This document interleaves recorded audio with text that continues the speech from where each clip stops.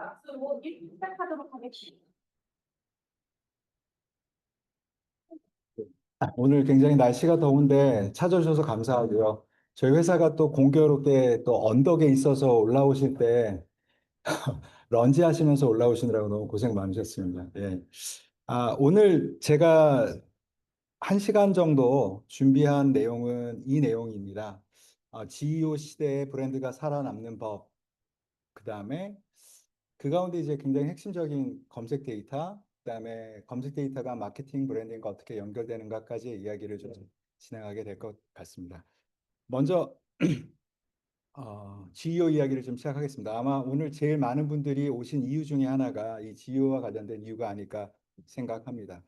사실 뭐 많은 뉴스들이 이미 좀 다루고 있지만 어, 구글의 쉐어가 확실히 떨어지고 있는 건 사실인 것 같습니다. 물론 한국은 제대로 올라가 보지도 못하고 떨어지는 거 아니냐라는 생각을 하실 수 있지만 여전히 구글은 근데 성장하고 있습니다. 구글의 총 검색량은 한 번도 지난 2년 동안 내려간 적이 없이 매년 올라가고 있고요.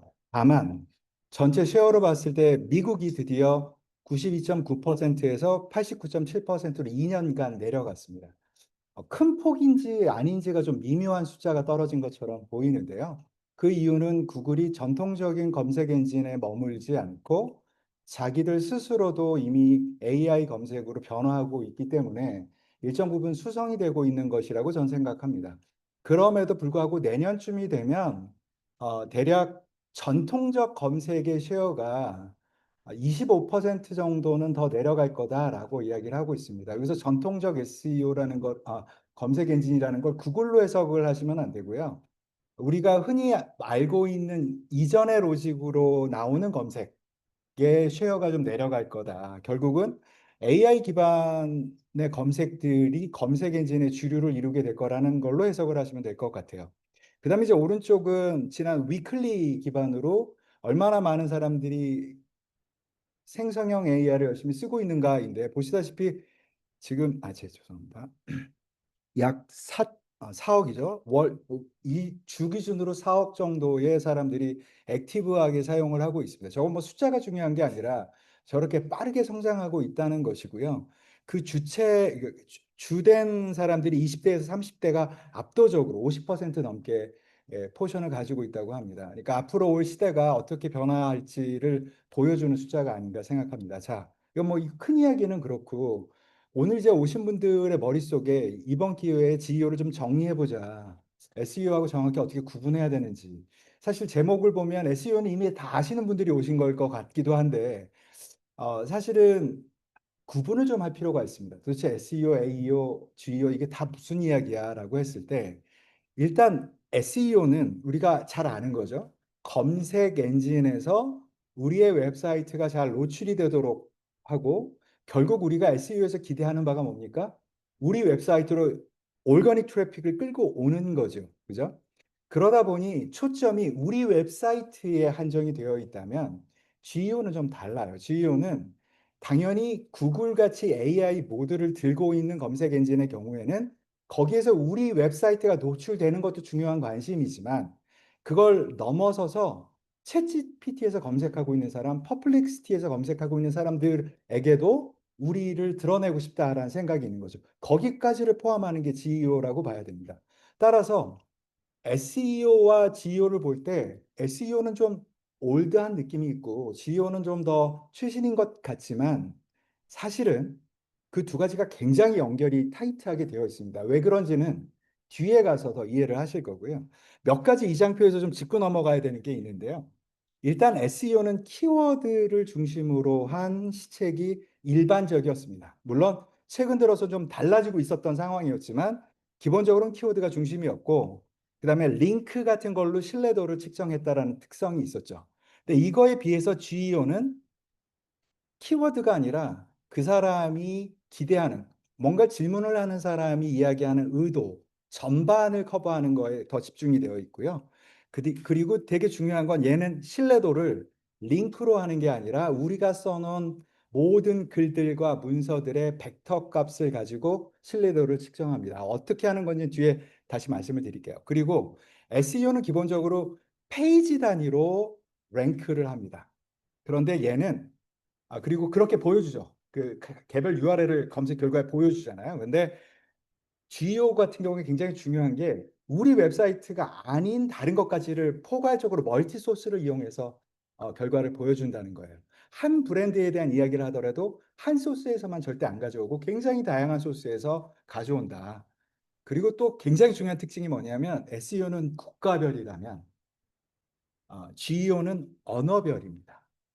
이 이야기는 SEO는 사실 동일한 언어로 되어 있는 국가, 영국, 캐나다, 미국에서 동일한 키워드를 검색해도 완전히 다른 결과를 보게 됩니다. 하지만 GEO 같은 경우에는 그 결과가 물론 약간의 변화는 생기지만 기본적으로 언어별로 비슷한 결과를 낼 수밖에 없게 되어 있다. 이걸 기억해 주시면 좋을 것 같아요.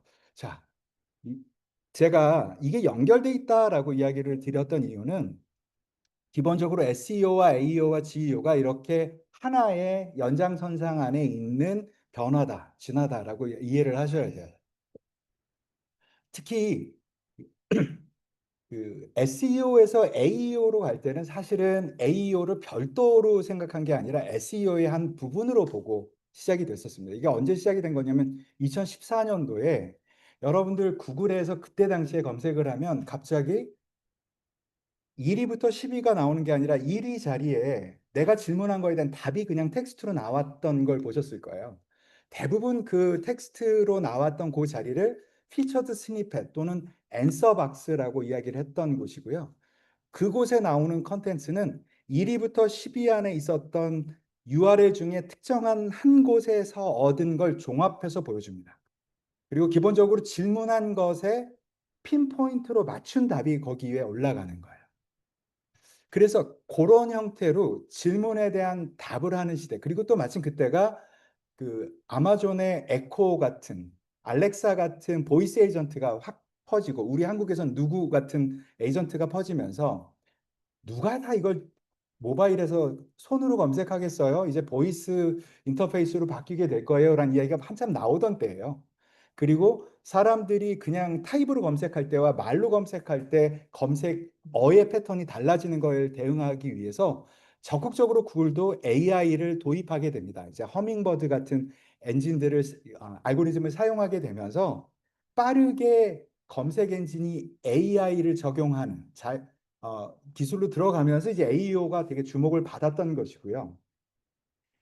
이 AEO가 그렇지만 크게 주목받았던 적은 없었어요. 그러다가 2023년부터 생성형 AI가 핫해지니까 왠지 그냥 생성형 AI라는 게 원래 질문하고 답을 얻는다는 측면에서 보면 앤서 엔진 같이 보이잖아요. 그러니까 사람들이 다시 AEO에 집중을 하게 된 거고 AEO에 대한 이야기가 많아졌던 거예요. 그러다가 근데 이거 AEO라고 봐야 되나라는 여러 이야기가 나오다가 이제 GEO로 정착해가는 과정이다라고 저는 해석을 합니다. 그래서 SEO, AEO, GEO 이 용어가 중요한 거 아닙니다. 하지만 우리가 이야기를 하는 과정에서 컨셉을 정리할 필요가 있기 때문에 저런 순서로 드러난 것이라고 생각을 해주시면 되고요.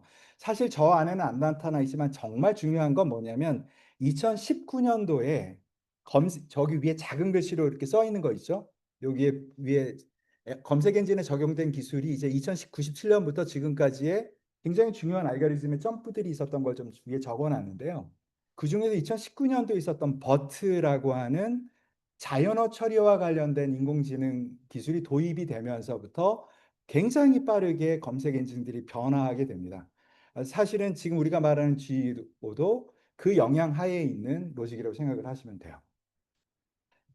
자, 조금 더 들어가서 그 AI에 기반한 검색과 기존의 검색의 차이를 좀 보여드린다면 고객 여정을 중심으로 우리는 다 마케터잖아요. 여기서 지금 SEO 컨설팅을 하시는 분보다는 실제 브랜드를 고민하고 마케팅을 고민하시는 분들이 오셨으니까 이 관점으로 해석을 하셔야 되는데 초기 탐색, 정보 탐색, 경험 탐색, 구매 확정 고객 여정을 무엇이라고 부르든 간에 그 퍼널을 지내오면서 기존의 검색은 소비자들이 이렇게 접근한다고 본 거예요.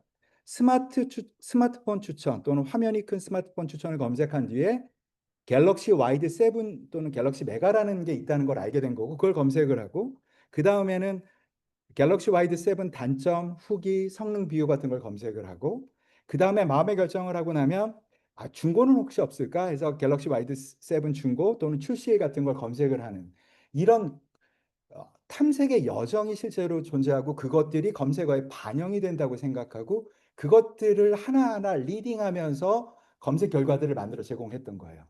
구글은 저렇게 움직이는 소비자를 만족시키려고 지금도 노력을 하고 있습니다. 그런데 검색 엔진 생성형 AI들이 취한 방식은 소비자들이 결국은 저 질문들을 애초에 화면이 큰 스마트폰 추천을 예를 들면 야, 화면이 큰 스마트폰 뭐가 좋아라고 물어보는 사람은 저 질문들을 이어서 할 것이라고 다 추정하는 거예요.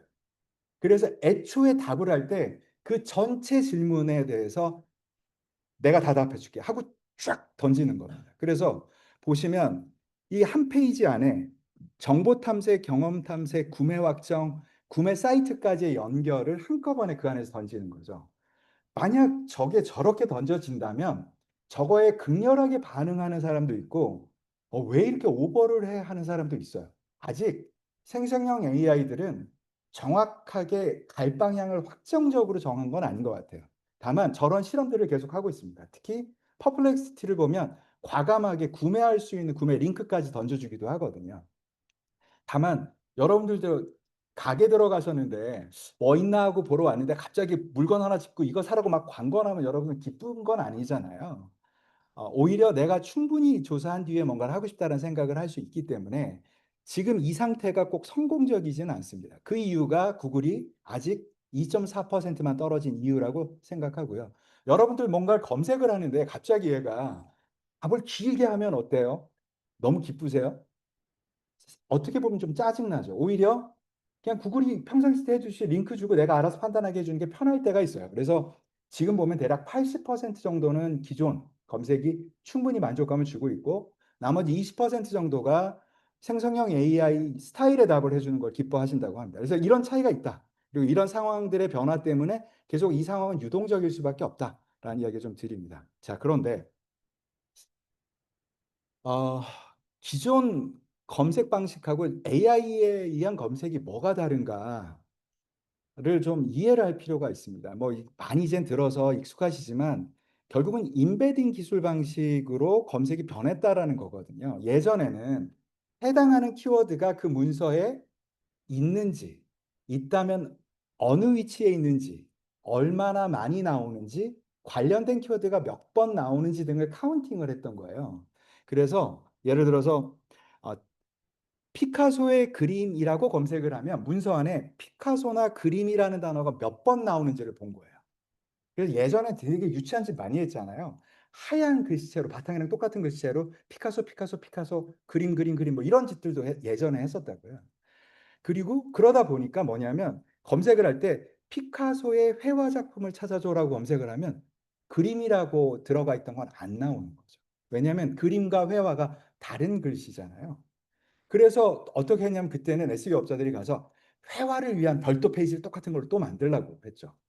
예, 그런 무식한 방식으로 대응을 했는데 이제 인베딩 기술이 들어가면서 검색 엔진들이 어떻게 하는 거냐면 회화, 회화하고 그림이 거의 같은 말이라는 걸 이해를 하는 거죠. 그러니까 조금 더 이야기를 드리면 검색 쿼리와 문서의 벡터를 계산해서 그 벡터가 얼마나 유사한지를 판단하는 거예요.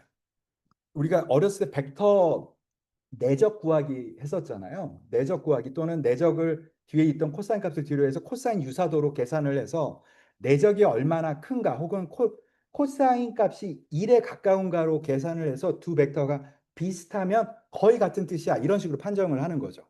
그런 방식으로 접근을 해서 문서의 유사도를 찾아내는 겁니다. 제가 지금 이 옆에 보시면 저희 리스닝 마인드 툴에 사람들이 챗 GPT라고 검색을 했을 때 그 사람들이 검색한 것 중에 어떤 사람은 책 GPT, 어떤 사람은 챗 GPT 뭐 이런 식으로 쓰더라도 야, 이건 다 같은 거야라고 묶어내는 기술도 다 인베딩에 의한 기술인 거고요. 밑에 보시면 나이키 바람막이라고 검색을 하는 게 아니라 나이키 바막이라고 검색을 해도 얘는 같은 단어야라는 걸 판정하는 것도 다 이런 인베딩을 통해서 하는 겁니다. 자, 조금만 더 들어가 볼게요. 사실은 수학을 공부하고 싶은 생각은 없지만 잠깐만 요걸 좀 봤으면 좋겠습니다. 자, 고양이는 귀엽다라는 문서가 있어요.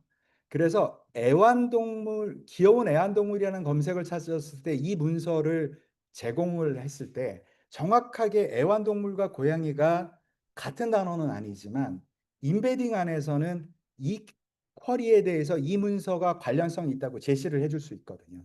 그 방식이 뭐냐면 고양이는 귀엽다를 이렇게 벡터라이징 하는 거죠. 고양이는 020801, 이 조사는 010101, 귀엽다는 070209로 이렇게 숫자로 바꿔놓은 거죠. 그 다음에 귀여운과 애완동물에서 귀여운은 귀엽다와 비슷하니까 020807이 0, 죄송합니다. 이거 제가 숫자를 잘못 넣었네요. 예를 들면 요거랑 비슷하게 최대한 가깝게 어떤 귀여운이라는 거 정의를 해놓고요. 그 다음에 애완동물은 고양이와 비슷하니까 고양이 07이니까 요거와 비슷한 숫자들을 이렇게 넣어서 비슷한 위치에 위치하게 만들어 놓은 거예요. 그렇게 정리를 하고 나서 얘를 계산하고 나면 이 고양이는 귀엽다라는 문서와 지금 우리가 입력한 귀여운 고양이라고 하는 것이 근처에 이렇게 묶이게 되는 거죠. 그래서 이 질문을 만족시킬 수 있는 문서는 얘네, 이런 식으로 찾아낸다는 거예요. 그 이유 때문에 더 이상 똑같은 검색어에 있는 키워드로 잔뜩 채우지 않아도 검색한 사람의 의도를 충분히 충족해주는 컨텐츠면 우리 문서가 노출될 수 있게 되는 거야 라는 이야기가 되는 거예요. 자, 그런데 이 검색을 만드는 사람들이 조금 더 뭘 생각했냐면, 방금은 문서나 쿼리를 뭘로 바꿨죠? 인코딩을 했잖아요. 근데 인코딩된 그 값을 반대로 디코딩을 하는 기술을 만든 거예요. 그래서 수많은 전 세계에 있는 문서와 수많은 쿼리를 다 인코딩된 어떤 뭐 몇백 차원의 공간에 들어가 있는 그 노드들을 반대로 디코딩해서 이 노드는 원래 무슨 질문이었지? 무슨 문서였지를 거꾸로 찾아내는 걸 한 거예요. 그렇게 찾아내고 났더니 이 질문은 약간 잘못된 질문인데 원래 물어보려고 한 건 주변에 보니까 또 다른 아주 가까운 근처에 있는 다른 질문인데 거의 유사한데 이 질문이 훨씬 더 명확한 거예요. 예를 들면 이런 거죠. average annual, 그러니까 yearly return on stock market이라는 질문이 있었는데 이게 도대체 스탁마켓이 뭘 말하는 건지도 모르겠고 이 말이 좀 불분명한데 보니까 이거에 대해서 정답이라고 말했던 걸 보니까 S&P 500의 연평균 수익률 설명하는 것이 제일 좋은 문서로 나온 거예요. 그러면 이 두 개를 보고 반대로 뭘 하냐면 질문이 뭐냐면 What is the average return on stock market 뿐만 아니라 average annual return in stock S&P, 이런 구체성을 가진 질문들이 가능했을 텐데 라고 생각하는 거예요. 여러분들 요즘에 검색을 하면 혹시 이것도 궁금하지 않으셨어요? 하고 관련된 질문들이 얘가 나오잖아요. 이게 사람이 직접 그 질문을 했던 게 아니라 이렇게 인코딩 된 거를 디코딩 해가지고 만들어내는 질문인 거예요. 그래서 이렇게 질문을 바꾸고 나면 그럼 뭐냐? 그러니까 질문이 나온 거를 이 질문은 어떻게까지 다양하게 해석이 될 수 있지를 고려하게 된 거예요. 하나의 질문을 듣고 얘가 되게 띨박하게 질문했지만 사실은 얘는 알고 싶었던 게 이거였을 거야 라고 넓게 찾는 거예요. 그 다음에 정답 도달, 어떻게 질문했을 때 진짜 좋은 문서로 더 도달하지? 왜냐하면 구글은 이미 뭐가 좋은 답인지를 알고 있으니까 그거에 도달할 확률 같은 것도 증가시킨다는 거예요. 이렇게 찾아보는 거예요. 그 다음에 사용자가 진짜 궁금해했던 맥락이 뭐지, 배경이 뭐지까지도 커버할 수 있게 된 거죠. 그래서 이걸 가지고 뭘 한 거냐면 아까 전에 우리가 봤던 얘를 이렇게 얘가 토피컬 어서리티가 있는 구간이라는 걸 이렇게 정하는 거예요. 이 구간을 정해놓고 어떤 문서가 이 공간 안에 들어갈 수 있는 주제 집중도가 있는지 또는 주제가 얼마나 이탈되어 있는지를 재는 거예요. 여기 보면 그때 쓰는 게 이제 구글이 사실은 작년에 무슨 일이 있었냐면요.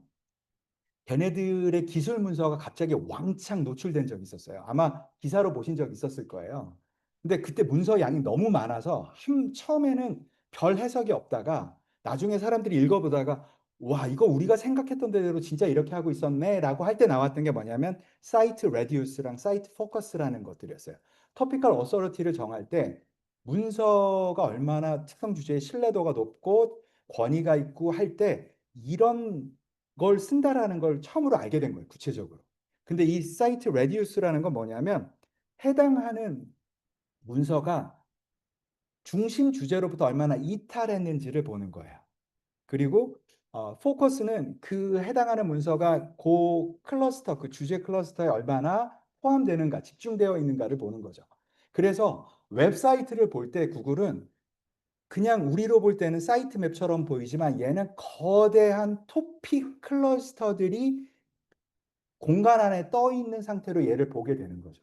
그런데 그 문서들이 잘 정렬되어 있는 컴팩트한 클러스터로 잘 묶여져 있으면 주제성이 높은 전문성 있는 페이지로 보는 거고, 아니고 막 이것저것 예를 들면 비트코인 이야기했다가 짜장면 이야기했다가 갑자기 유럽을 이야기하면 너무 산만한 웹사이트로 보는 거죠. 그래서 웹사이트 사이트 인베딩이라는 걸 얘네들이 하거든요. 사이트 인베딩, 페이지 인베딩 같은 걸 통해서 사이트 전체가 권위가 있는지 전문성이 있는지 같은 걸 그런 걸로 보는 거예요.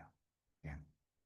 이야기가 너무 산으로 간 것처럼 들리시지만 왜 급격한 변화들이 일어나고 있고, 그런데 이것들이 소비자들의 마음을 움직일 정도로 만족스러워지느냐라고 하는 걸 이면에 이런 기술들이 있기 때문이다라는 걸 이해를 하자라는 말씀을 드린 겁니다. 그래서 그러면 이제 결국은 알고 싶은 게, 야, 오케이, 그거 다 좋아. 근데 그래서 뭘 어떻게 하라는 거야가 사실 여러분들이 오신 이유일 것 같아요. 그래서 일단은 노출이 되려면 컨텐츠가 있어야 되잖아요. 근데 그 컨텐츠의 기획 정석이 뭐냐라고 했을 때, 일단 소비자의 검색 여정 또는 검색을 할 때 앞뒤로 붙여서 쓰는 클러스터들을 파악하는 게 굉장히 중요합니다인 거예요. 예를 들어서 어, 나이키 러닝 레볼루션이라고 하는, 그러니까 나이키 러닝화 중에 레볼루션이라는 신발이 있습니다. 이 신발은 초보 러닝을 하는, 그러니까 러닝을 최근에 시작하는 사람들한테 되게 좋은 신발이라고 그 추천을 받는 신발이에요. 근데 왜 그러냐면 힐드롭이 낮아요. 힐드롭이 낮다는 게 뭐죠? 앞굽의 높이와 윗굽의 높이의 차가 작다는 거예요. 그래서 초보자들이 뛸 때 안정적으로 뛸 수 있다라는 것 때문에 추천이 되는 거거든요. 그래서 검색 시퀀스를 보면 힐드롭 낮은 러닝화 추천 이렇게 해서 시퀀스가 이렇게 연결이 되는 걸 보실 수 있어요. 그러니까 이 사람들이 힐드롭에서 시작해서 레볼루션까지 가는 이 일련의 과정들이 이 사람이 진짜 알고 싶었던 거죠. 그럼 아까 우리가 배운 대로 생각해 보면 뭐죠? 힐드롭을 칠 때 이 사람이 이미 뭐뭐뭐들을 궁금해하는구나까지 알고 답을 할 수 있게 된다는 거죠. 또는 검색을 할 때 이전 이후에다 바로 붙여서 검색하는 애들. 아까도 잠깐 제가 이야기했지만 짜장면하고 비트코인을 연달아 검색하지는 않죠. 그죠? 우리가 뭔가를 검색한다면 와이셔츠에 커피를 흘렸어요. 뭐 하면 돼요? 다음에 베이킹 소다 가지고 해보세요. 뭐 이런 이야기들이 나오잖아요. 그게 뭐죠? 두 개가 인베딩 공간에서 되게 붙어 있는 이야기고 우리 머릿속 인식에서도 연결되어 있는 거죠. 그래서 저 오른쪽에 보시는 얘는 뭐냐면 이따가 여러분들이 직접 써보실 툴인데 리스닝 마인드라는 툴 안에서 누군가가 검색을 했을 때 그 직전 두 단계 전부터 검색했던 키워드 다 그 뒤에 검색됐던 키워드를 다 모은 뒤에 앞뒤로 서로 연결해서 검색된 적이 많은 애들을 행동 기반으로 클러스터링을 해놓은 거예요. 즉, 요건 소비자들의 실제 행동으로 클러스터링을 해놓은 것이고 결국은 이것들이 그 가상 맥백 차원의 가상 공간에서도 역시 묶여 있을 가능성이 높기 때문에 이걸 파악하는 게 중요합니다라고 먼저 말씀을 드린 거예요. 그리고 두 번째는 이렇게 됐을 때 이들 키워드들의 검색 결과 1위부터 10위까지에 나온 애들을 분석하셔야 돼요라고 이야기를 한 거예요. 왜 그럴까요? 이미 검색 엔진이 AI를 써서 이런 것들을 가지고 만족하는, 즉 아까 우리 벡터 공간으로 따지면 이 질문을 잘 만족시키는 베스트 문서는 이거야. 즉 같은 인베딩 공간에 거의 붙어 있는 문서들을 골라놓은 게 뭐다? 검색 결과의 1위부터 10위, 그 중에서도 5위 안에 있는 애들은 정말 핫한 애들일 거 아니에요. 그럼 걔네들을 거꾸로 분석을 하면 뭐죠? 그 질문에 제일 베스트한 답을 우리가 정리를 할 수 있는 기회가 생기겠죠. 그래서 질문 하나가 아닌 앞으로의 검색 GEO에서의 핵심은 하나의 질문에 핀포인트로 대답하는 게 아니라 그 질문의 배경과 의도를 포괄적으로 맞춰야 되기 때문에 1, 2번 작업을 하고 그거에 맞는 컨텐츠 기획을 해야 된다는 말씀 드린 거예요. 그죠? 그 다음에 키워드가 아니라 의도와 문맥을 중심으로 해서 설계를 해야 된다. 아까 제가 여러분들이랑 같이 요걸 봤었습니다. 즉, 이 흐름을 살린 컨텐츠를 담아내어야 한다. 그런 경우에 우리가 노출될 가능성을 훨씬 더 많이 늘릴 수 있습니다. 구글의 검색 결과에서도 또는 AI에서도. 자, 그래서 정리를 조금 다시 해보면 어, 결국 이렇게 해야 되는 이유가 뭐냐? 정리하면 AI는 단일 페이지가 아닌 여러 쿼리, 여러 문서를 기반으로 종합적인 답변을 하기 때문에 그런 거예요. 그래서 예를 들면 이런 거죠. 한국의 2대 대통령은 누구야? 라고 물어보면 그때는 뭐죠? 윤보선 이렇게 대답을 해야 되잖아요. 그런 경우는 심플 인텐트에 대한 심플 앤서가 필요한 거죠. 하지만 예를 들어서 5인용 3천만 원 이하의 SUV를 추천해줘라고 하면 이 질문은 도대체 왜 나온 걸까? 최근에 결혼해서 아이를 가져서 그 아이 때문에 더 이상 경찰을 못하고 옮기려고 하는 사람이 아닐까 등등의 여러 인텐트가 있을 수 있잖아요. 그래서 이 사람을 만족시키려면 여러 문서와 여러 쿼리를 복합적으로 판단한 결과를 줘야 만족시킨다고 AI가 생각하기 때문에 우리 또한 그렇게 대응해야 된다는 거예요. 두 번째는 AI가 기본적으로 아까 말씀드린 여정과 쿼리 클러스터를 결과적으로 반영하기 때문인 거고요.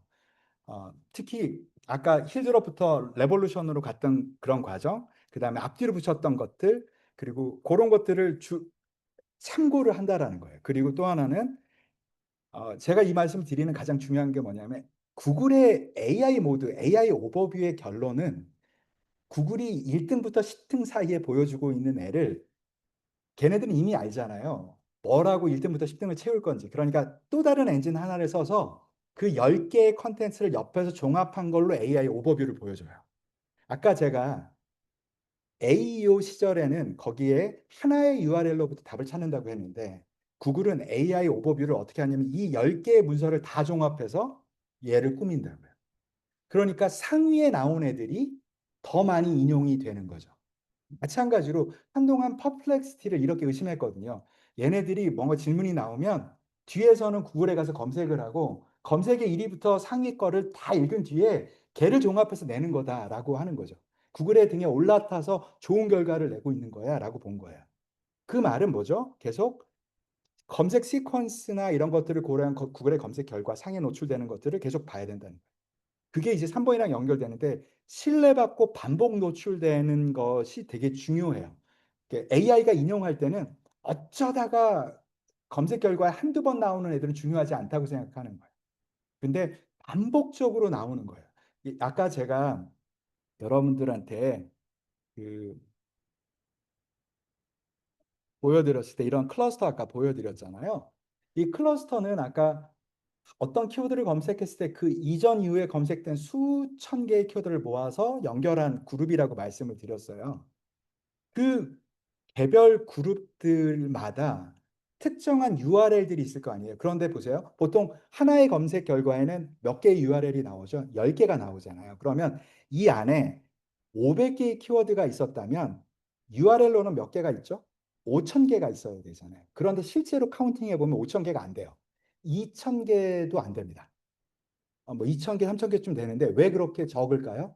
몇 개의 URL이 관련된 거에서 반복적으로 나온다는 거예요.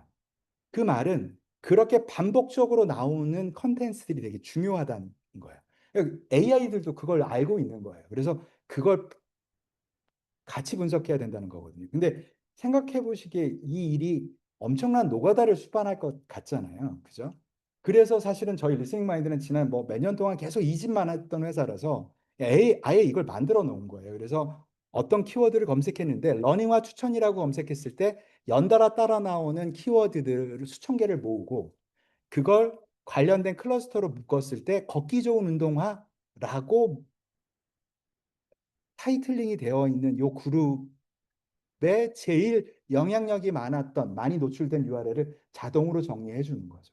그러니까 이렇게 정리된 URL들의 상위서부터 보면 뭐가 되죠? 아, 우리가 어떤 컨텐츠를 만들어야 되겠네? 같은 것들의 디렉션을 얻을 수 있겠죠. 물론 이 툴을 안 써도 돼요. 그냥 조금 노가다 하면 되죠.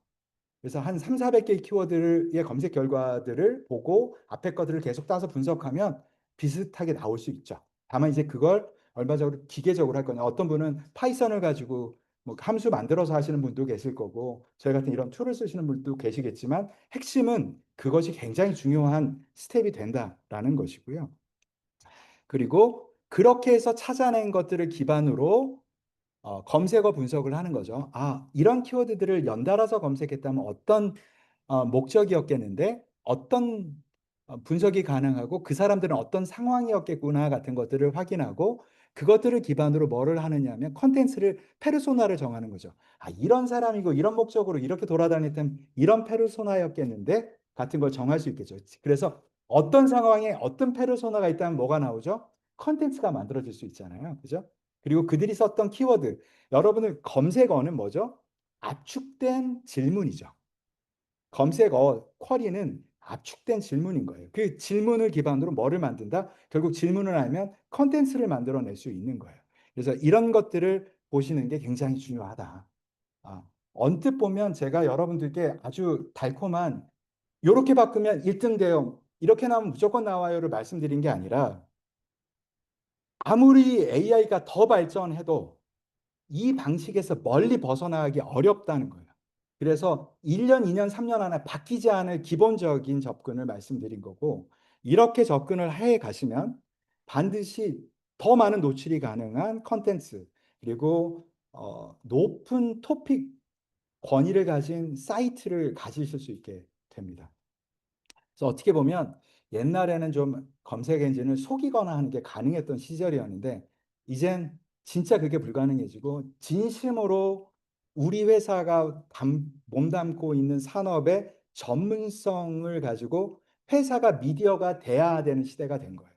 그래서 every company is media company라는 이야기 많이 들어보셨을 텐데 진짜 이제 그 숙제를 풀어야 되는 시대가 된 거라고 감히 말씀드릴 수 있을 것 같습니다. 그래서 좀 정리해 볼게요. 세 가지 원칙. 첫 번째는 첫 번째는 이제 기술적인 포인트, 두 번째는 컨텐츠 포인트, 세 번째는 채널, 미디어 포인트인데요. 그냥 다 일일이 아니고 간단하게만 말씀드리면 여전히 그러면 테크니컬 SEO 같은 거 필요 없어? 아니요. 굉장히 중요합니다. 그리고 특히 최근 들어서 핫했던 예를 들면 그 스키마 같은 거 굉장히 중요합니다. 특히 스키마 같은 경우는 기계들이 이해하는 데 굉장히 많은 도움을 주기 때문에 검색 엔진들도 사용을 하고 있을 뿐만 아니라 AI들도 굉장히 들여다본다는 꼭 기억하셔야 되고요. 그리고 제품별로 SKU별로 별도의 페이지를 운영하시고 그 페이지를 URL을 바꾸지 않고 지속적으로 길게 운영하셔야 합니다. 그게 훨씬 더 유리합니다. 그리고 두 번째, 컨텐츠는 아까도 계속 말씀드렸죠? 의도, 시퀀스, 앞뒤를 붙여서 검색하는 검색 네트워크의 클러스터들을 중심으로 의도를 고려한 컨텐츠 전략이 필요하다. 그리고 기업이 만든 컨텐츠만 중요한 게 아니라 소비자들이 그거에 대해서 리뷰한 것들을 같이 AI들이 봅니다. 왜냐하면 그게 이 컨텐츠가 정말 좋은 컨텐츠야를 판단하는 데 되게 중요하다고 보기 때문에 그런 거예요. 그래서 구글의 검색 결과를 보면 X의 결과가 나오거나 스레드의 검색 결과가 나오거나 이런 게 같이 나오죠. 그것들도 같이 참고를 하시면 좋아요. 그리고 어, 마지막으로 진짜 중요한 이야기이긴 한데 우리 웹사이트만 가지고 잘할 방법이 없어요. 우리 웹사이트를 벗어난 외부의 권위 있는 사이트. 근데 권위 있는 사이트가 뭐예요? 자, 여러 가지 정의가 있고 다양하게 이야기할 수 있지만 하나는 챗GPT랑 퍼플렉시티가 또는 클로드가 지난 2년 동안, 3년 동안 계속 미디어 컴퍼니들과 제휴 계약을 맺었습니다. 그리고 그들에게 돈을 주고 콘텐츠를 사겠다고 했어요. 그들이 집중적으로 인용될 거예요. 사실은 좋은 회사를 찾아서 계약을 먼저 한 게 아니라 이미 얘네들이 걔네들 거 마음대로 읽었거든요. 그래서 좋은 콘텐츠가 어디 있는지 알고 그들에게 가서 계약을 한 거예요. 그래서 예를 들어서 뭐 우리나라로 따지면 나무위키 같은 사이트 또는 특정한 경제신문에 굉장히 퀄리티 있는 글들이 올라오는 이런 곳들이 굉장히 중요한 역할을 앞으로도 하게 될 거예요. 그 말은 뭐죠? PR과 마케팅의 경계가 사라진 거예요. 그래서 GEO의 대책을 마케팅 팀만 하는 게 아니라 PR 팀이 같이 움직여야 되는 상황이 되는 거죠. 그래서 하나의 채널이 아니라 멀티 채널로 움직이셔야 하는 시대가 되었습니다라는 겁니다. 다만 이제 마지막으로 넘어가기 전에 한마디만 드리면 GEO를 해봤자 한동안은 검색 엔진이 아닌 순수 AI로부터의 트래픽이 50%, 60%가 되는 일은 발생하지 않습니다. 많이 생각해도 지금은 5%에서 10% 정도일 것이라고 보고요. 하지만 어떤 영역에선 굉장히 중요한 역할을 하는 때가 올 거예요. 그걸 위한 준비를 해야 돼요. 왜냐하면 이게 짧게 끝날 일이 아니라는 걸 모두가 알잖아요. 이게 근본적 변화를 만들 거라고 생각하기 때문에. 그리고 구글도 한국은 아직 아니지만 AI 모드를 아예 장착하게 될 거예요. 그렇게 되면 굉장히 중요해질 때가 있기 때문에 제가 말씀드린 것들을 기억하셔야 된다. 사실은 이 이야기를 하면서 저는 요즘에 한국에서 굉장히 많은 스타트업과 많은 분들이 GEO 대책 툴이라고 하는 걸 만들고 계세요. 그건 뭐죠? 대부분 퍼플렉시티나 또는 챗GPT나 클로드에 당신의 웹페이지가 노출이 되고 있나요를 확인해 주는 툴들을 제공해 주고 계세요. 그런 툴들이 한국과 해외에 많이 나오고 있습니다. 하지만 어느 페이지가 노출됐네를 가지고 인상적으로 접근할 필요가 없다는 거예요. 제가 지금 말씀드린 이 내용들은 이 접근으로 접근하시면 걔네들이 무슨 원리로 이 컨텐츠를 가져가는지를 확인하신 거죠. 옛날처럼 구글의 알고리즘이 있어서 헤드의 타이틀에 우리 유입 키워드 2개를 더 나온다? 이런 거 없다는 거예요. 없어졌다. 그걸 할 수 없는 시대가 됐다는 거여서 대신에 이제 그런 툴을 파시는 분들의 입장에서 생각해 보면 이제 SEO 낡았어요. SEO 누가 SEO 봅니까? 그 어센트 같은 데나 이야기하는 거지라고 이야기하실 수 있다. 하지만 여러분들은 여러분들의 브랜드를 지키고 비저빌리티를 확보를 해야 된다면 굉장히 냉정한 현실주의적 판단을 하셔야 돼요. 그래서 여전히 우리가 해야 될 것이 무엇인가를 생각해 본다면 8대2의 숫자를 잊지 않으셨으면 좋겠다라는 말씀을 드리면서 일단 첫 번째 세션을 마치도록 하겠습니다. 자, 그런데 제가 이제 계속 이야기하면서 이제 검색 데이터 이야기를 굉장히 많이 했어요. 그죠? 검색 데이터 이야기를 많이 했는데 사실 검색 데이터는 아까도 말씀드린 것처럼 검색 키워드라는 건 뭐다? 질문을 압축해 놓은 거잖아요. 근데 그 질문이라는 게 뭐냐면 우리 비즈니스 씬에서 마케팅들이 하는 이야기는 우리 고객이 누구야? 그다음에 우리 고객은 어디에 있어? 그다음에 도대체 우리 제품은 언제 도대체 찾는 거야? 그다음에 우리 브랜드는 어떻게 알게 됐어? 왜 경쟁자가 아니라 우리를 골랐을까? 경쟁자하고 우리하고 경쟁 상황은 어때? 이런 것들이 사실 우리가 늘상 하는 질문이잖아요. 여기 계신 분 모두가 일 때문에 늘 하는 질문이고 질문을 받고 계시죠. 근데 사실 이걸 답하려고 우리가 사용했던 데이터들을 보시면 사실 우리가 제일 근거업적으로 여겼던 데이터는 뭡니까? 우리한테 제일 중요한 데이터는 CRM 데이터죠. 왜냐하면 우리한테 매출을 만들어준 진성 고객들의 데이터잖아요. 근데 이 데이터가 너무 좋은 데이터지만 무슨 문제가 있었냐면 얘는 기본적으로 모수 데이터예요.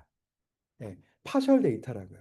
왜죠? 우리나라 5,100만을 고객으로 가지고 계시는 뭐 예를 들면 전기, 한전이나 이런 데가 아니면 수도공사나 뭐 이런 데가 아니면 대부분의 회사는 부분의 모수밖에 안 가지고 있거든요. 근데 우리는 뭘 원해요? 성장하기를 원하잖아요. 성장하려면 미고객을 땡겨와야 되잖아요. 근데 우리한테는 그 데이터가 있다 없다? 없죠.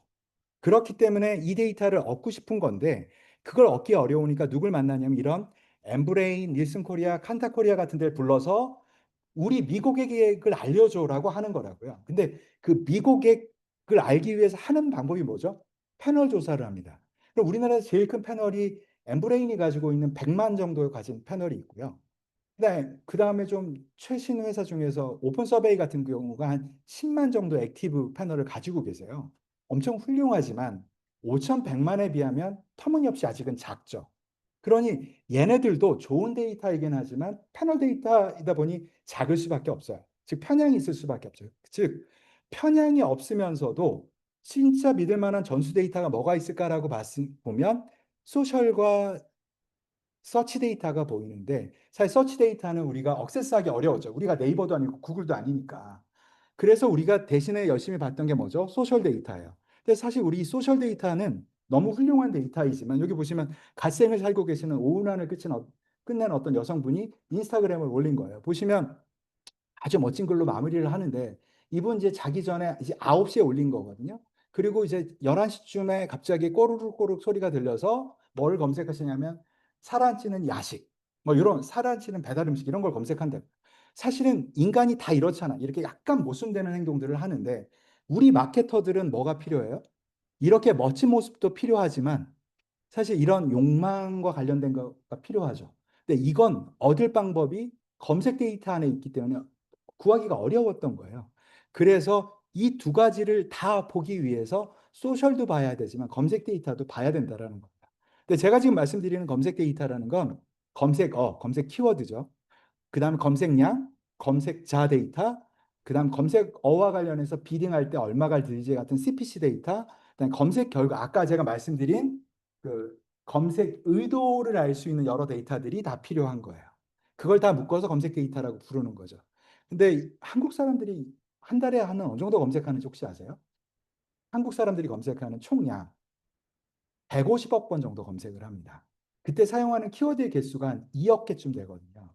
그 전체와 관련된 전체 데이터를 다 만약 우리가 확보할 수 있다면 우린 굉장히 어떻게 보면 객관적 의사결정이 가능하고 매출과 상관관계가 명확한 걸 가지고 의사결정을 할 수가 있게 되고 굉장히 빠르게 왜냐하면 검색 데이터는 저희 리스닝 마인드 같은 툴을 쓰면 당연히 편리하시지만 혹시 부족하더라도 구글이나 네이버의 광고 센터에 들어가서도 일부 확인하실 수 있잖아요.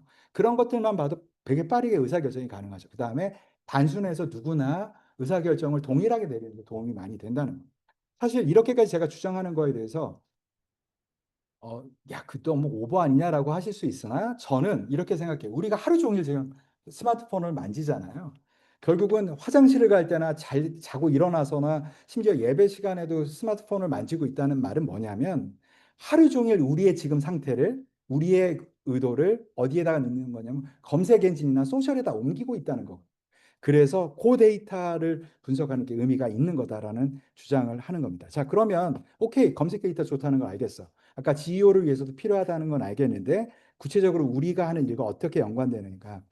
자, 사실은 브랜드 검색량은 비보조 인지도를 나타내주는 숫자입니다. 즉, 비보조 인지도 조사를 위해서 회사들 불러서 리서치 센터에서 리서치를 돌리지 않아도 브랜드 검색량을 보면 비보조 인지도를 압니다. 비보조 인지도가 근데 뭡니까?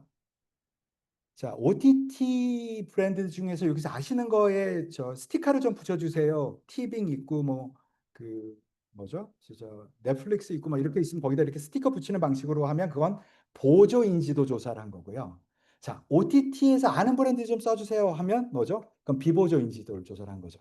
뭐가 더 어려워요? 비보조죠. 브랜드 입장에서 뭐가 더 중요해요? 비보조가 중요합니다. 비보조는 머릿속에서 최초의 순수 상기를 하는 행위를 하는 거예요. 브랜드를. 그게 왜 중요하죠? 우리 브랜드가 탑 오브 마인드를 가지고 있느냐를 보여주기 때문이잖아요. 자, 여러분들 검색할 때 뭐 보고 검색하세요? 아니죠. 우리는 머릿속에서 해당 브랜드를 떠올려서 브랜드를 검색합니다.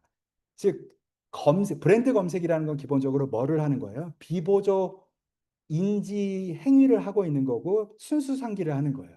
그런 의미에서 브랜드 검색량을 비교를 하면 마켓 쉐어 분석이까지 가능하고 심지어 레버뉴하고의 연관관계까지도 분석 가능할 뿐더러 비보조 인지도는 굉장히 명확하게 나오게 된다. 이거 기억하셨으면 좋겠고요. 예를 들어서 아까 뭐 말씀드렸던 나이키나 아디다스, 뉴발란스 이런 호카, 르무통, 온러닝 이런 브랜드로 얼마나 검색이 되고 있어를 리스닝 마인드에다 던졌더니 순서가 이렇게 나오는 거죠. 그런데 자, 20대들은 어때? 라고 필터를 걸면 20대에서는 아디다스가 1등이 됩니다. 뭐 이런 식으로 세대별로도 정확하게 성별로도 어떤 브랜드를 더 많이 검색하느냐를 가지고 그 섹터의 그 타겟 고객군의 인지도 분석이 가능하다. 두 번째는 TV 캠페인 같은 캠페인의 성과를 측정할 수 있습니다. 또 이상한 산식 같은 게 나왔는데요. 뭐냐면 여러분들 텔레비전을 광고를 보시다가 너무 괜찮으면 여러분들 어떻게 하세요? 여러분 어떻게 하세요? 검색해 보시잖아요. 급하고 사라질 것 같으면 사진 찍어 놓죠. 그걸 뭘 하는 거죠? 북마킹을 해놓고 나중에 검색을 하거나 검색을 바로 하죠. 그래서 만약 광고가 성공적이었다면 사람을 움직이는데 뭐냐면 검색하게 하는 거예요. 그래서 텔레비전 캠페인을 진행하기 전에 4개월 동안 캠페인이 없을 동안 4개월 동안 2,300번이 검색이 됐는데 캠페인이 시작이 되고 나서 연달아 4개월 동안 진행 기간 동안 23,000번이 검색된 거예요. 그러면 TV 캠페인을 진행하는 동안 몇 번이 더 검색됐죠? 21,300번이 더 검색이 된 거예요. 그럼 21,300번 더 검색된 것은 그 사이에 예를 들어서 100번의 단순화시키기 위해서 100번의 방송 광고를 돌렸다면 한 회당 몇 번 된 거죠? 2,130번 검색을 더 일으킨 거잖아요. 그 말은 뭐죠? 아, 이 광고는 이 정도의 퍼포먼스를 내고 있네? 라는 걸 알게 되죠. 여러분들 여기 마케터들이시니까 알겠지만 텔레비전 광고 성과는 뭘로 측정합니까? 유퀴즈의 광고였어요. 그 광고 성과는 뭘로 우리가 봤죠? 유퀴즈의 시청률로 봤습니다. GRP로 봤죠. 뭐죠? 그로스 레이팅 포인트로 받아요. 근데 여러분 생각해 보세요. 광고의 성과를 왜 유퀴즈의 시청률로 받고 우리가 납득을 하죠? 아, 저도 광고 대행사 출신이거든요. 저도 그렇게 보고 했었어요. 근데 제가 광고 대행사 있을 때는 굉장히 납득이 되더라고요. 근데 제가 넥슨이라는 회사에서 광고주가 됐거든요. 근데 TV 광고를 하고 보고를 이렇게 듣는데 동의가 갑자기 안 되는 거예요. 참 사람이 참 이렇게 교활해서 모자가 바뀌니까 생각이 달라지는 거죠. 동의가 안 돼요. 왜 이게 성과예요? 라고 묻게 되더라고요. 자, 여러분도 생각해 보시죠. 그러면 이런 방식으로 캠페인의 성과를 우리가 들여다볼 수 있다면 우리가 작년도에 동일하게 같은 기간 동안 했었던 광고의 성과와 지금 성과를 비교할 수 있죠. 그리고 우리 경쟁사가 야 얼마 돈을 썼더라고 지상파에서 몇 번 돌렸는데 이걸 가지고 계산하면 효과가 우리가 더 나았는데 이야기할 수 있죠. 야 우리가 훨씬 더 인기 없는 프로그램에 돌렸는데 훨씬 좋았는데 이게 가능해지죠. 숫자로 증명해질 수 있는 거예요. 이건 굉장한 큰 돌파구죠. 왜냐하면 여태까지 광고주는 뭐라고 주장했냐면 야 광고의 성과는 매출이지 이렇게 주장했고 광고 대행사는 뭐라고 이야기해왔냐면 광고의 성과는 퍼셉션의 변화죠. 그리고 안 되면 광고 대상 타면 성과가 있다고 주장하기도 했죠. 그걸 생각해 보면 훨씬 더 양쪽이 합의하기 좋은 조건 아닐까요? 자, 검색 데이터는 이렇게 광고주와 광고 대행사의 평화를 만들어낼 수 있는 지표이기도 합니다.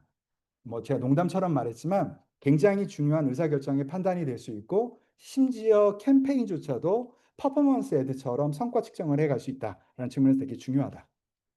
자, 넘어가서 검색 쿼리라는 게 이 안에는 아까 말씀드린 것처럼 쿼리를 연속으로 보는 것도 중요하지만 쿼리 자체에도 뭐가 있냐면 소비자의 욕구와 의도가 담깁니다. 예를 들어서 카레 레시피라고 하면 먹고 싶은 게 뭐죠?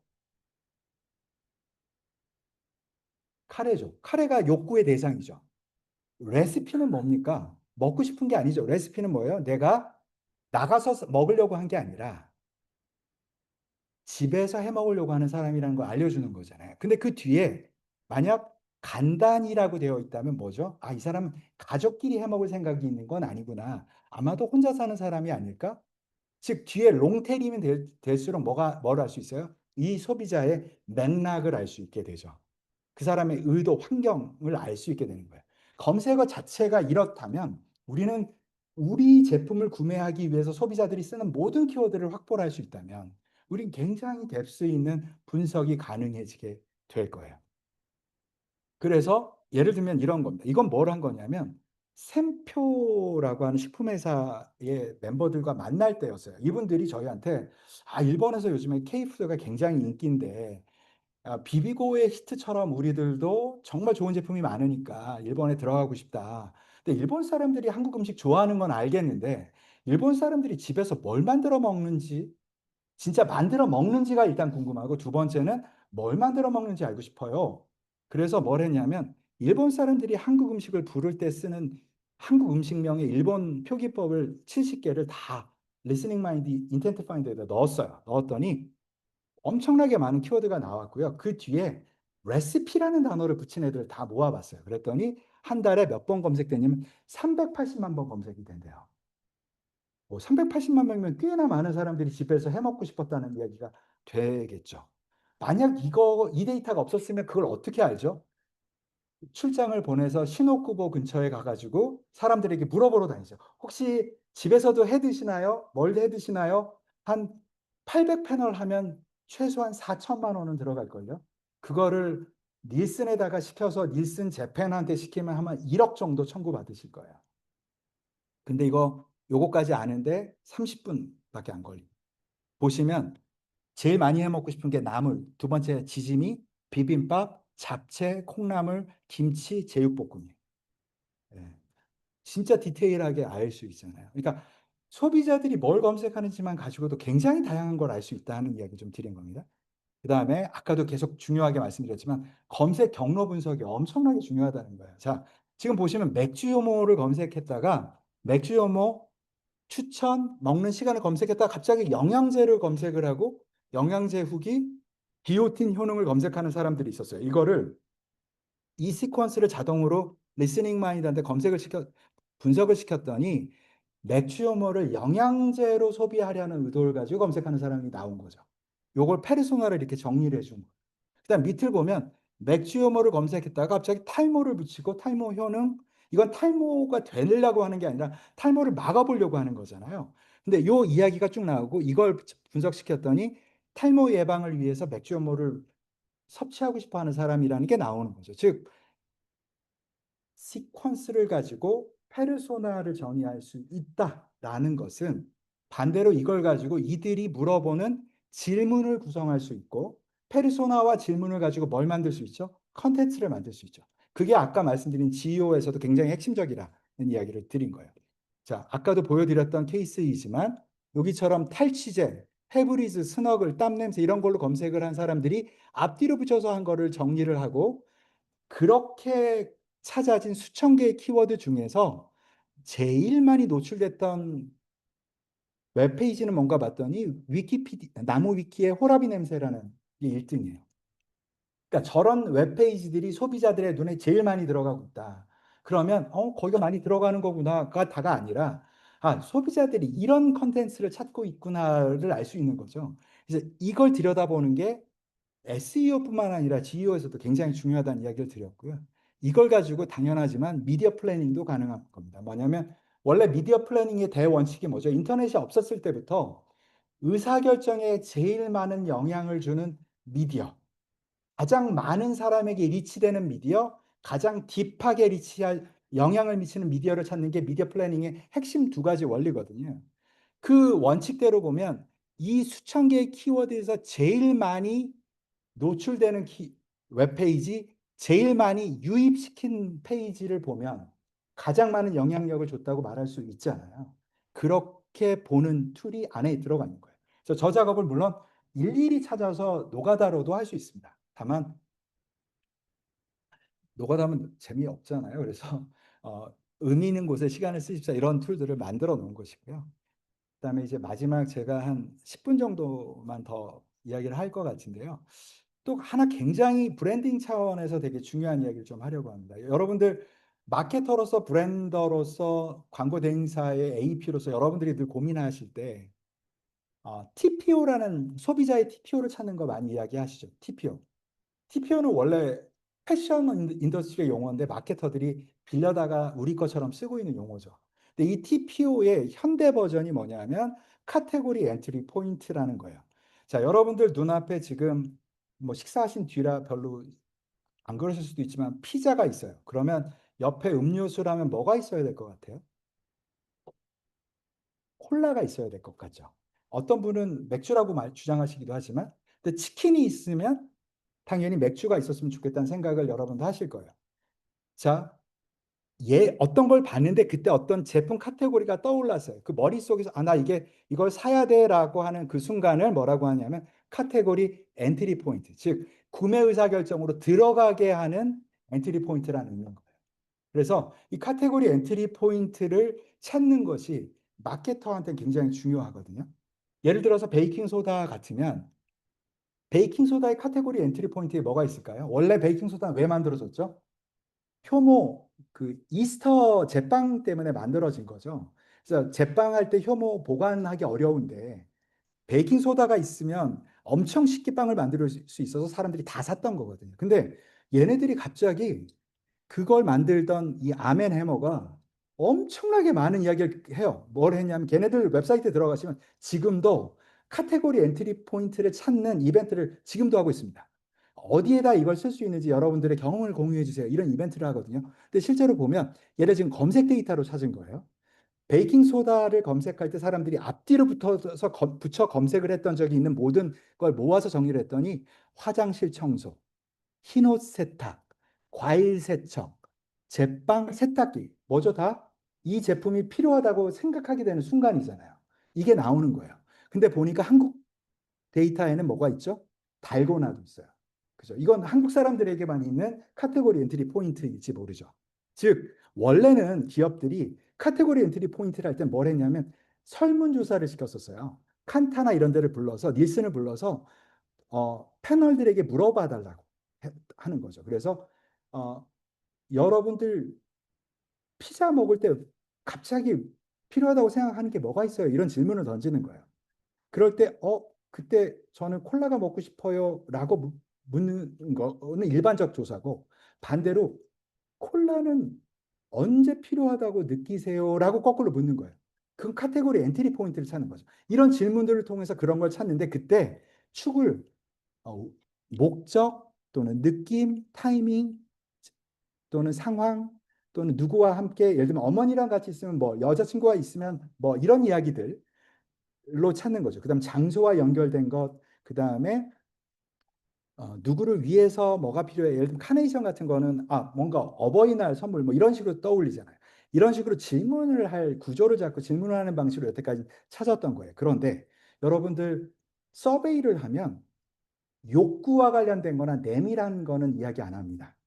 특히 여성 위생 상품이나 관련 같은 거는 질문에서 잘 안 나와요. 자, 예를 들어서 아까 탈취제 이야기를 했는데 탈취제를 검색을 했을 때 그걸 검색할 때 앞뒤로 했었던 걸 다 모으고 나면 뭐가 나오냐면 방냄새, 신발 냄새, 그 다음에 탈취제, 그 다음 옷 냄새, 땀 냄새, 집안 냄새까지는 그래도 그럴듯한데 예를 들면 겨드랑이 냄새, 채취부터 시작해서 밑으로 내려가면 제가 못 읽는 그런 키워드까지 나옵니다. 자, 무슨 이야기를 제가 하고 싶은 거냐면 리서치가 의미가 없다는 게 아니라 리서치를 가지고 도달할 수 없는 영역이 있다고요. 그건 비밀스러운 거거나 욕구와 관련된 거거나 궁색한 이야기거나 이런 것들은 그걸로 조사를 해서 나오지 않는 거예요. 근데 검색은 아무도 안 본다고 생각하기 때문에 이런 이야기들이 나오는 거죠. 그래서 그런 것들을 가지고 카테고리 엔트리 포인트를 찾아내는 겁니다. 자, 실제로 저희 고객사 중에 오비 맥주가 계신데 그 오비 맥주 같은 회사들이 요즘에 굉장히 힘을 쏟고 계시는 영역 중에 하나가 넌알콜 맥주 시장입니다. 근데 요건 지금 일본 어, 회사들을 위해서 준비했던 건데 보시면 넌알콜 맥주라는 검색을 할 때 예를 들면 뭐 맛있는 넌알콜 맥주, 넌알콜 맥주는 정말 알코올이 0인가요? 뭐 이런 키워드들 다양한 키워드를 다 모아봤어요. 그랬더니 그룹핑을 해보니까 뭐가 나오냐면 운전할 때 뭐 이런 게 나오는 거예요. 운전할 때도 이거 찾나 보다. 그다음에 다이어트에 방해가 안 되나? 이런 걱정을 하는 거고 임신 중에도 술 마시고 싶어지니까 이런 걸 찾는다는 거예요. 이렇게도 그러니까 카테고리 엔트리 포인트가 찾아지는 거죠. 근데 한 발 더 들어가서 아까처럼 너알콜 맥주 추천을 검색할 때 그 전에 검색한 적이 있는 두세 개의 키워드, 그 이후에 사람들이 검색한 적이 있는 두세 개의 키워드 수천 개를 모아서 정리를 했더니 엄청난 클러스터가 나오는 거예요. 수천 개가 나오는데 거기에다 필터를 걸어봤어요. 뭐뭐 하기 전에, 뭐뭐 하는 중에, 뭐뭐 하는 후에로 이게 정리를 했더니 뭐가 나오냐면 임신 중뿐만 아니라 수유 중, 업무 중, 근무 중, 그 다음에 항암 치료 중, 다이어트 중, 입원 중, 요양 중 같은 게 나옵니다. 이게 무슨 이야기죠? 제가 계속 주장한 것처럼 누가 물어본다고 답해드리기 어려운 내용들이 쏟아져 나오는 거죠.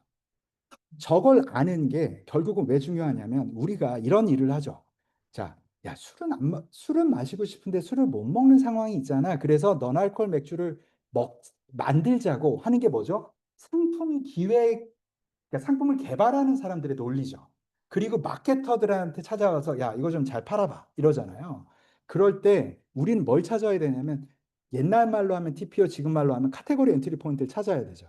어느 순간에 이 제품을 제안해야 사람들이 가치를 느끼지를 찾아야 되니까. 그런데 방금 전에 본 그런 데이터가 있다면 뭐가 되는 거예요?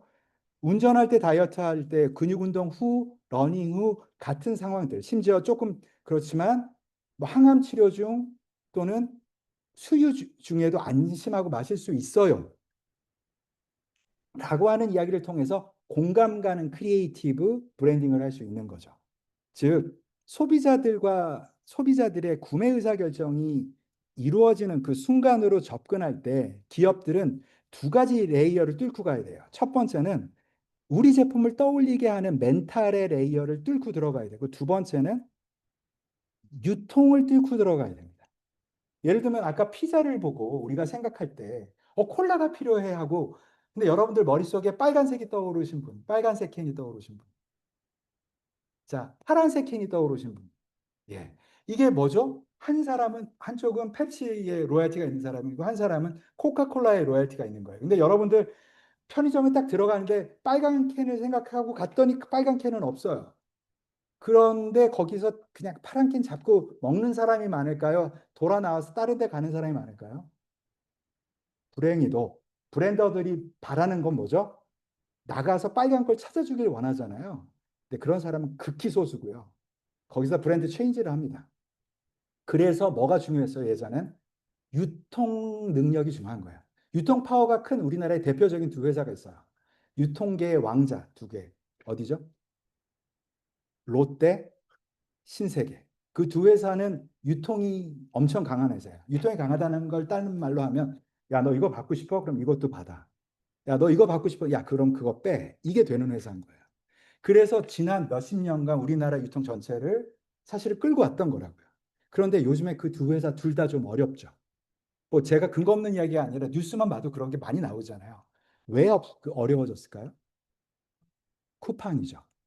쿠팡 때문에 일어난 일이 뭐냐면 모든 회사를 다 동일하게 이길 배송으로 커버를 하는 거예요. 롯데가 뭐 가서 말하려고 해도 다 그러니까 스타트업하고 롯데하고 똑같은 경쟁력인 상태가 되는 거예요. 생수를 삼다수만 하는 게 아니라 이름 없는 노라벨 생수도 사람들이 신경을 안 쓰는 거예요. 네. 그래서 브랜드가 별 차별점이 없어지는 상태가 되어버리는 거죠. 그런데 여기서 중요한 건 유통이 깨진 거지 인지나 브랜드가 깨진 게 아니에요. 여전히 여러분들이 무조건 최저가만 사는 게 아니잖아요. 그죠? 다소 비싸도 내가 믿는 브랜드면 사죠. 그렇기 때문에 여전히 중요한 건 뭐냐면 멘탈 레이어는 깨지지 않았고 그 멘탈에서 제일 중요한 건 뭐냐면 어떤 상황에서 어떤 브랜드가 떠오르게 만드느냐가 굉장히 중요한 핵심이라고요. 그래서 우리가 언뜻 생각할 때는 우리의 싸움이 이게 3C 분석할 때 자주 쓰는 트라이앵글인데 경쟁자가 뭘 하지를 자꾸 본다고요. 경쟁자가 뭘 하지? 그리고 그 걔네들 거를 벤치마킹해서 뭔가를 하려고 하는데 그게 아니라 우리 싸움은 뭐여야 된다? 소비자가 어떤 CP에 우리를 떠올리는지가 진짜 싸움인 거예요. 강력한 브랜드는 매년 새로운 CEP를 확보하고 많은 CEP를 들고 있어요.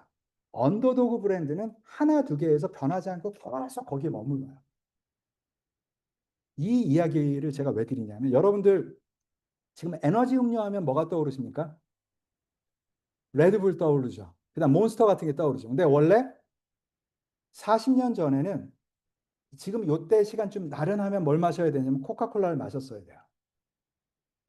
막 브레인스토밍 하는데 다들 멍청한 표정으로 있다가 아이디어가 안 떠올라오세요? 그러면 코카콜라 마셔야 돼요. 이렇게 이야기했다고요. 그때 당시에 코카콜라의 CEP는 바로 에너지 음료랑 동일한 CEP를 썼던 거죠. 사실은 요즘 들어서 그래서 CEP를 하도 많이 지난 100년 동안 우리를 끊임없이 세뇌했던 얘네들이 요즘에 겨울에 자기들을 잘 안 마시니까 우리한테 뭘 보냈죠? 산타 할아버지와 백검을 보내서 지들을 떠올리게 만드는 일을 열심히 한 거라고요. 제가 지금 말씀드리고 싶은 건 신제품이 나와야 매출이 더 일어나는 게 아니고 소비자들의 새로운 CEP를 찾으면 매출이 따라 올라가는 거고 새로운 시장의 강자가 되는 거예요. 그러니까 제품이 우져서 덜 팔리는 거다가 아니라 우리가 소비자들의 충분한 CP를 못 파악했을 수 있다는 거예요. 근데 그 성장의 동인을 만들어내는 데에도 여전히 검색 데이터는 굉장히 강력한 툴이 된다라는 말씀 좀 드리고 싶었던 겁니다. 근데 아까 쭉 보시면서 그런 생각하셨을 거예요.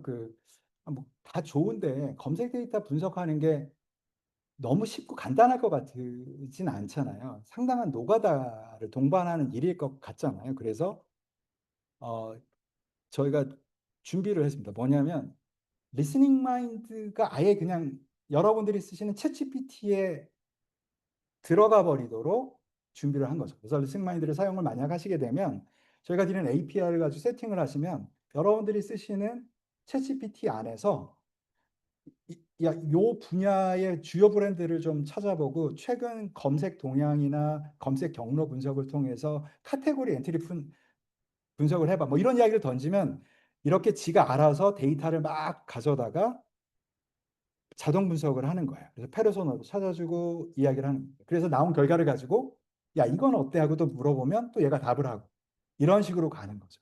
심지어 이걸 가지고 컨텐츠를 기획할 수도 있도록 해 놓은 거예요. 그래서 저희 사실 리스닝 마인드 뒤에는 굉장히 많은 데이터가 있는데 그 데이터들을 다 10개의 API로 구성을 해서 내부적으로 통신을 하는 거거든요. 그 10개 거를 그중에 일부, 그러니까 얘가 너무 많은 양을 몇만 개의 키워드를 던지면 죽어버리기 때문에 조금 더 라이트한 버전으로 붙여놓은 작업들을 하게 된 거고요.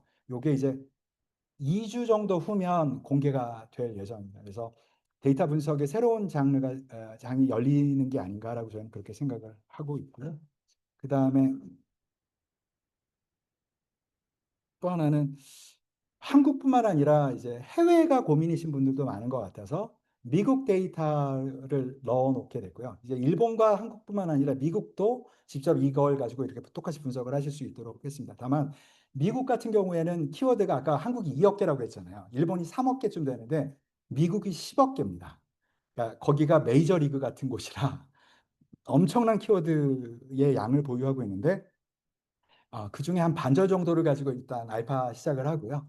연말쯤이 되면 한 10억 개까지 저희가 커버를 할 수 있게 되지 않을까 그렇게 생각을 하고 있습니다. 아무튼 지금 제가 1시간여를 이야기를 했는데요. 이 내용들을 가지고 사실은 이미 구체적으로 일을 하고 계시는 회사들이 이렇게 많이 계세요. 그래서 아까 샘표 이야기 잠깐 드렸지만 식품이나 건기식 제약회사, 그다음에 뭐 패션 뷰티나 이런 FMCG 영역, 그다음에 IT나 전기 전자 쪽에서도 많이 쓰고 계시고요. 그래서 마케터나 브랜더의 입장에서 근본적인 어떤 대비를 하실 때 저는 검색 데이터가 여러분들에게 좋은 답이 되지 않을까라고 생각한다는 점을 좀 강조드리고 싶었습니다. 오늘 들어주셔서 감사하고요. 요 이후에는 요걸 가지고 구체적으로 어떻게 활용하시고 써보시고 분석하실 수 있는지를 나누게 될 겁니다. 네, 오늘 와주셔서 감사합니다. 음식 마무리 네, 짓기 전에 네, 네. 현장에도 많은 분들이 계시고 온라인에도 지금 많은 분들이 계신 상황이어서 네. 저희가 시간이 조금 지나긴 했지만 양해해 주시면 질문 몇 가지만 좀 받고 일부 마무리를 해보도록 하겠습니다. 혹시 우선은 여기 현장에 계신 분 중에 좀 질문하고 싶은 게 있으시면은 손 들고 말씀 주시면 되겠습니다. 질문 있습니다. 네. 예. 저는 그 금융업에서 지금 마케팅을 하고 있는데요. 보통 보면 이제 검색 시장이나 이런 거 봤을 때 본인에게 직접적인 이제 관련이 있는 소비재 같은 경우에는 많은 이제 검색량이라든지 바이럴 새로운 또 아까 말씀하셨던 CEP를 발견할 수 있는 요소들이 많은데 사실 전통적인 이제 금융 같은 경우에는 검색을 할 때도 어떤 행동 기반이라기보다는 상품 중심의 이제 상품명을 주로 이제 검색들을 많이 하시더라고요.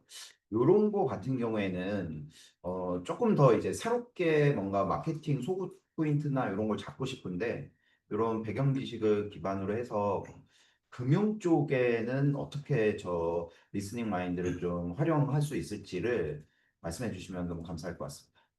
네, 뭐 사실은 이미 잘 알고 계시는데 질문을 주신 걸 거라고 저는 생각하는데 말씀처럼 금융업에 계시는 그러니까 대부분의 회사들은 이렇습니다. 그러니까 우리 분야의 소비자들은 별로 검색 안 해요라는 생각을 생각보다 되게 많이 하세요. 어차피 금리 싸움 아니야? 금리 낮은 데 주는데 가는 거지 누가 그걸 그렇게 검색하겠어라고 말하는데 금융 관련된 검색어의 개수가 사실은 몇십만 개입니다. 그리고 그 검색 총량이 무지막지합니다. 물론 패턴이 정말 다양하냐 그러면 꼭 그런 건 아니에요. 그런데 요즘에 저희 거를 신한카드도 사용하시고 국민은행 금융그룹도 사용을 하시는데 이분들은 금융을 찾는 게 아니라 우리의 삶 자체와 관련된 키워드를 찾으세요. 그분들은 그걸 왜 찾냐면 우리가 갑자기 금융 서비스가 쓰고 싶은 게 아니라 나는 갑자기 내가 쓰고 있던 아이폰 15가 그렇게 못생겨 보이죠. 언제? 아이폰 17이 나왔을 때. 아이폰 17이 나왔던 그 순간 그 물욕이 차올랐을 때 뭐가 생기냐면 돈이 필요하다는 생각을 하는 거죠. 갑자기 아기가 태어나서 너무 기쁜데 갑자기 그때 돈이 필요해지는 거죠. 새로운 집을 갔는데 지금 돈은 별로 없지만 냉장고를 바꿀까 말까를 고민하는 그 순간이 금융이 필요한 순간이잖아요. 무슨 이야기냐면 삶의 어떤 상황에서 돈이 필요할 것 같은 상황을 찾는 곳에 저희 데이터를 집중적으로 쓰고 계시는 거예요. 그래서 그 분야를 찾는다면 저는 카테고리 엔트리 포인트는 굉장히 재밌는 것들이 많이 나오지 않을까라고 그렇게 생각합니다. 네. 감사합니다. 혹시 또 다른 분 질문 있으시면? 네. 저는 지금 비행사에서 일을 하고 있는 여러 가지 분들을 만나다 보는데 요즘 최근에 IDC, 아이디어에 대한 내용이 계속 나오고 있어요. 근데 그거를 실제로 적용했을 때 만약에 이것들을 적용을 하고 나면 어쨌든 리스크가 포스트라는 게 나가야 되는데 그런 것들은 어떤 점을 중점적으로 봐야 된다. 뭐 일단은 기업들이 일단은 우리가 뭘 말하는 건 중요한 게 아니라 고객이 납득하는 게 중요한데 고객은 사실은 매출에 영향이 있었을까? 근데 그건 아세요. GEO했다고 매출이 늘 것 같지는 않다는 건 아시는 거예요. 다만 이게 바뀌지 않을 중요한 트렌드니까 해야 되겠다고 생각하신다 그러면 양보해서 뭐라고 하시냐면 유입은 있어야 된다고 생각하시는 거예요. 근데 문제는 유입이 바로 생기지 않습니다. 그리고 우리 웹페이지가 아무리 좋아도 우리 것만 나오는 게 아니에요. 하나의 답을 구성하는데 우리를 포함한 여러 페이지가 같이 인용이 됩니다. 물론 우리가 인용이 안 되면 안 되니까 인용되도록 해야죠. 근데 인용이 돼도 문제예요. 클릭하고 그 그림 버튼을 누르고 들어오는가? 물론 구글의 조사 결과를 이미 보셨겠지만 생각보다 링크를 많이 누른다고 합니다. 그래서 노출될 때 링크가 보이는 건 되게 중요한데 그래서 유입도 중요하고 이미 바뀌었잖아요. 지난주죠.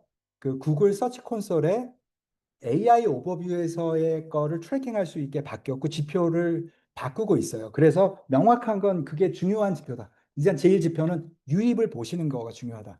자, 다만 더 중요한 건 브랜드가 노출되고 있느냐가 중요한 거예요. 그래서 우리 컨텐츠만 중요한 게 아니라 우리가 홍보를 해서 또는 뭐 스폰서십을 해서 있었던 곳에서 우리 제품을 우호적으로 이야기한 것이 노출되고 있느냐. 그래서 더 중요한 건 브랜드의 비저빌리티와 그 다음엔 얼마나 썰퍼브 파지티브 보이스가 중요해진다. 그러면 자 유입, 그 다음에 브랜드 노출 비저빌리티, 그 다음에 이게 파지티브 보이스가 얼마나 있는지 거죠. 그것들을 다 관리해야 되는 거예요. 근데 사실은 전통적 광고 대행사가 사실 이걸 하기는 굉장히 어렵고요. 하지만 모두가 SEO와 달리 얘는 좀 초기라서 기대치가 아직은 높진 않으실 거다. 근데 대부분의 테크닉이 사실 SEO에서부터 온 테크닉들이 많으니까 SEO와 동시에 풀어야 되는 거라고 생각합니다. GEO 따로 SEO 따로가 아니라 GEO와 SEO를 동시에 어떻게 잘 할 것인가가 가장 ROI가 좋은 접근이라고 저는 생각합니다. 네. 혹시 다른 질문 있으실까요? 아, 네. 네. 네.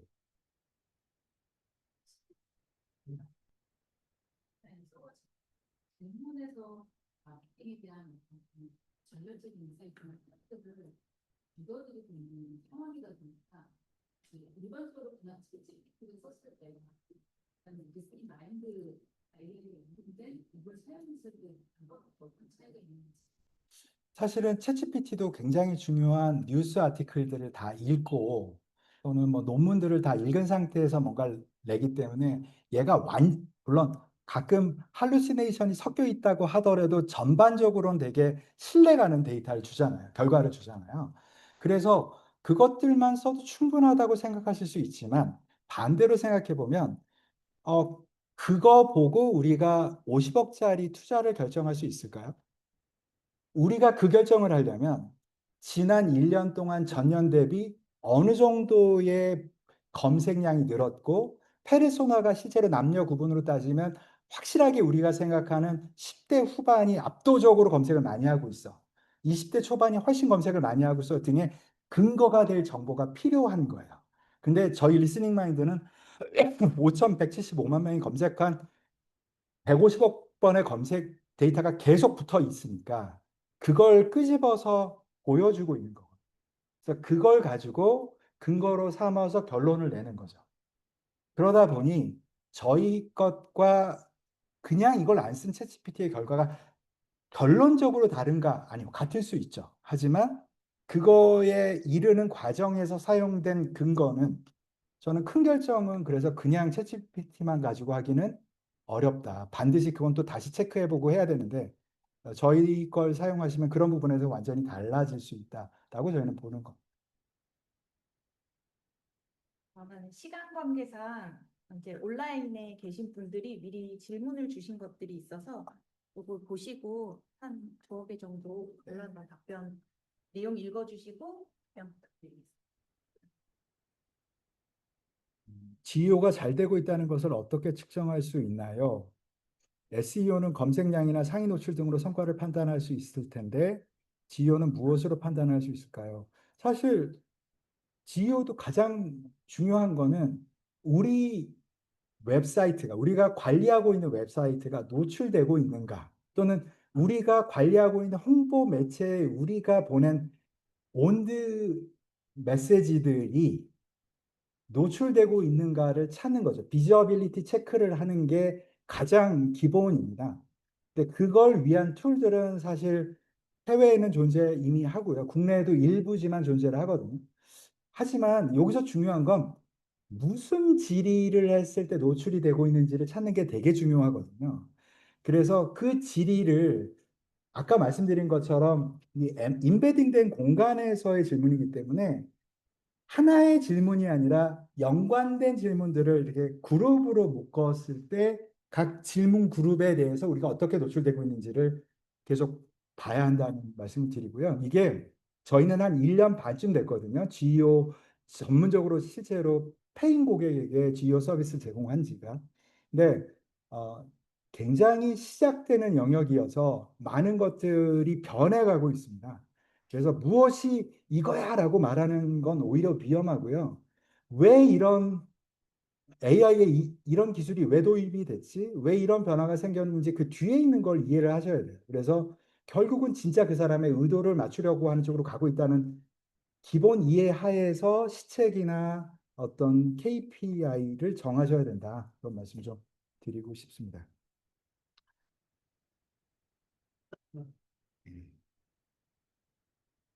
AI 서비스와 컨텐츠 제휴가 맺어진 주요 버티컬 미디어들은 어떻게 확인하나요? 예, 이거는 뉴스 검색해 보시면 사실 엄청나게 이미 쏟아져 나오고요. 사실 너무 웃기지만 챗GPT에 들어가서 야, 너 최근에 계약했던 곳 리스트업 해줘봐. 그러면 약간 가끔가다 뻥치는 게 한두 개가 섞이긴 하지만 대략 맞게 나옵니다. 그런 거 보시면 될 것 같고요. 음,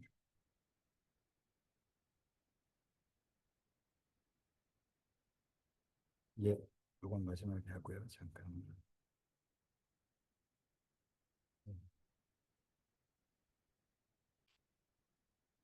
GEO 관련해서 질문을 남겨둡니다. AI 모델의 자사 컨텐츠, 브랜드가 인용될 확률을 높이기 위해 LLM 텍스트를 활용하는 방식도 있다는 이야기를 들었는데요. 실효성이 있는 내용인지 궁금합니다.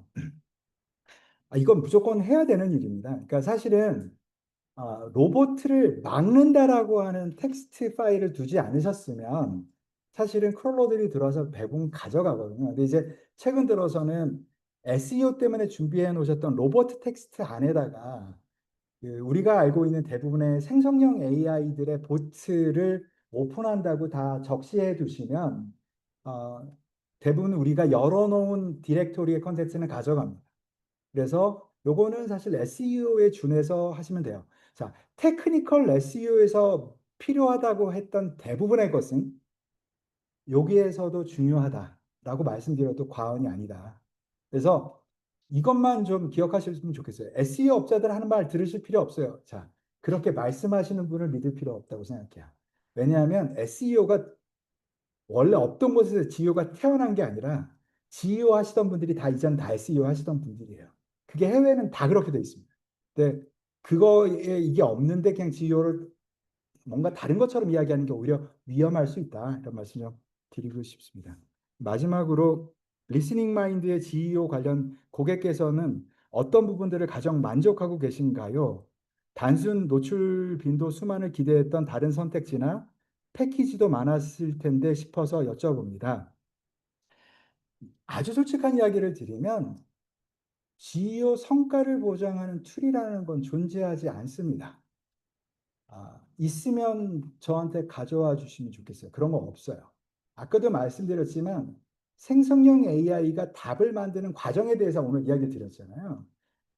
그런 방식으로 접근하기 때문에 결국은 소비자의 인텐트와 소비자들이 물을 때 사용하는 쿼리들을 이해하는 것이 문서를 비슷한 문서, 퀄리티 높은 문서를 찾는 데 결정적으로 중요한 거예요.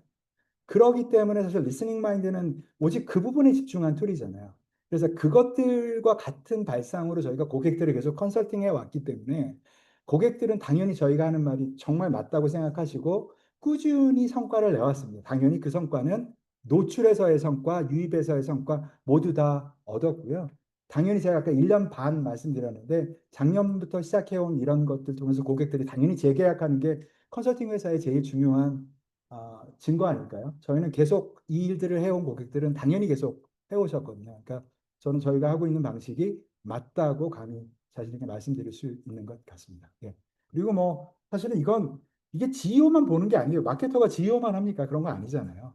브랜딩 전체를 보셔야 되고 그 관점에서 검색 데이터는 굉장히 그래서 의미가 있다 말씀 좀 드리고 싶었습니다. 이 정도 하면 되지 않을까요? 예. 오늘 긴 시간 들어주셔서 감사합니다. 네, 온라인으로도 많은 분들이 참여해 주셔서 너무 감사드리고 저희가 오픈 채팅방 사전에 안내해드렸던 이메일 속에 오픈 채팅방이 있는데요. 그쪽으로 들어와 계시면 저희가 일단 오늘 진행됐던 웨비나에 대한 영상을 되도록이면 빠르게 업로드를 해서 그쪽으로 알람을 제일 먼저 안내해드리도록 하겠습니다. 그렇게 참조해 주시고 오늘 참여해 주신 분들 감사드립니다. 오늘은 여기까지 하겠습니다.